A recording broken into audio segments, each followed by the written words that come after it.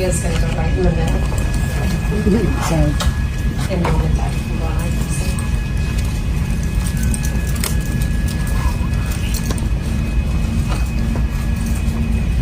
We are going to start with our VIP guest of honor, Miss Leah.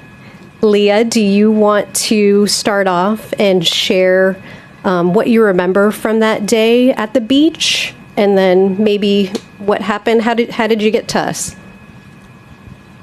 So I didn't see anything. I was just snorkeling. Then I went up to breathe, and then something hard bit me, and then it tried to take me away. Then I pick up my hand, and it's all in blood. Then I started screaming with my mom, and then my dad was with me. He picked me up, and we ran to the road. And he I don't know. It's okay. Were you pretty scared? The fact that they had, I couldn't come right away because I was at the little ones and I had to wait for someone to fly in and stay with them so I can come and see Leah. He was sending me, photos of volunteers coming in, like the dog, Belle and Millie, and they were coming in. There was more volunteers coming in to play with her, and just everybody that was taking care of her was doing such a great job. From what I witnessed, I didn't think she's going to have a hand. It was really, really bad.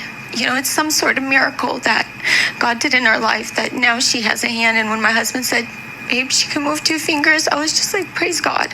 It's a lot. So yeah, I'm very thankful. I also didn't think it was possible because I was holding her hand in my hand, and I didn't think there was any chance at all of saving it. And I'm just so thankful to the surgeons for making such a miracle. Yeah, for the time and patience that they took, and they took such good care of her. They knew what to do.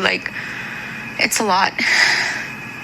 What did it mean to you guys to have this access to this level of care from a trauma hospital like TGH during a terrifying experience? I don't think we could get anything better than this. Yeah. Same. First they said they were going to take her somewhere else, and then they made the decision to take her here. And, I trust them. I'm so thankful that they made that decision. The air flight and everybody who was involved. And Leah, I don't know if you want to chime in. We mentioned a friend that we have over here named Belle. Do you want to tell us who Belle was and how she helped you hang in here with us, even though you had to be in a hospital room? How did she make your stay better? This is Belle, our facility dog, by the way. She always came to lick me and play with me. We'll let her sit with you for a little while. Is that okay? Yeah. And this is Mandy, one of our child life specialists. I don't know, Mom or Dad, do you want to chime in? Yeah, it was very...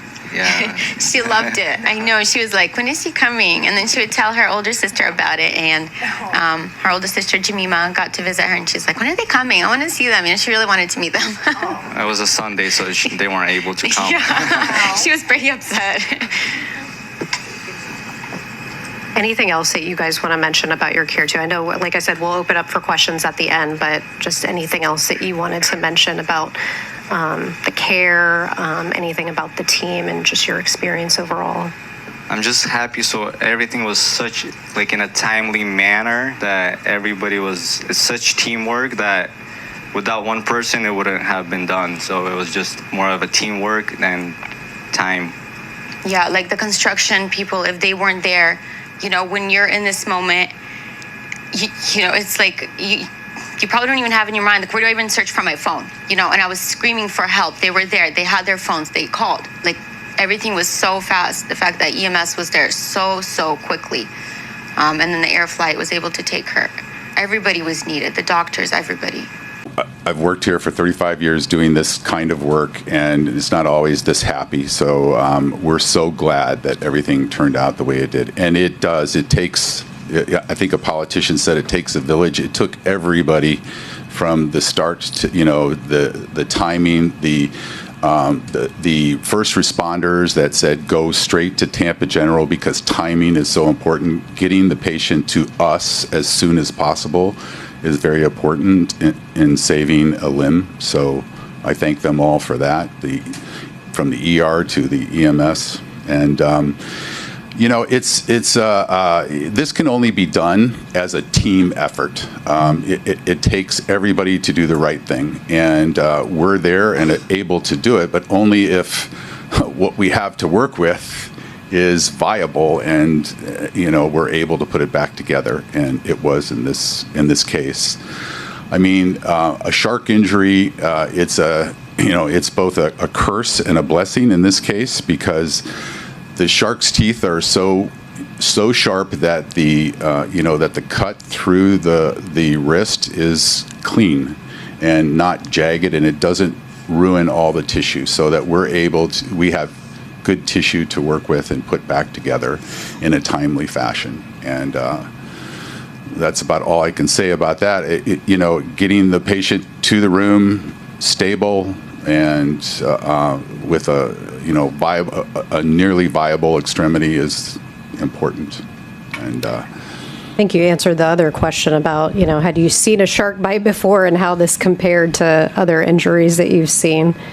I don't know if you want to touch on that before we talk to Dr. Lendel. Sure. I mean, I've seen several different animal injuries, from alligators to lions to to shark bites. And shark bites are they're a different. It's like a bunch of razor blades, a shark's mouth, and they go through tissue, and it's just the way the tissue is approached by the mouth and how it happens if you have something left to put back on. Thank you. Dr. Lendel, can you talk about the difference of an injury? Like Dr. Hess was saying, you guys have seen other maybe bite injuries, but how does this compare from a pediatric hand trauma to an adult? Certainly, as a father myself, we look at kids' injuries a little bit differently, and certainly it can get your adrenaline going and your heart racing a little bit quicker. In these situations, as Dr. Hess alluded to, time is everything. And so, we know that there's this critical time about that 6-hour mark where we start to lose muscle. And so that's the key, is getting those patients into the operating room. With regards to pediatric patients, structures are smaller. And so that makes repair of vessels, repair of tissues a lot more difficult, a lot more complicated. And so, we know when we get that call that we have to be on our A game and have to be ready to do things under the microscope that are going to be a lot more complicated than in the adult patient.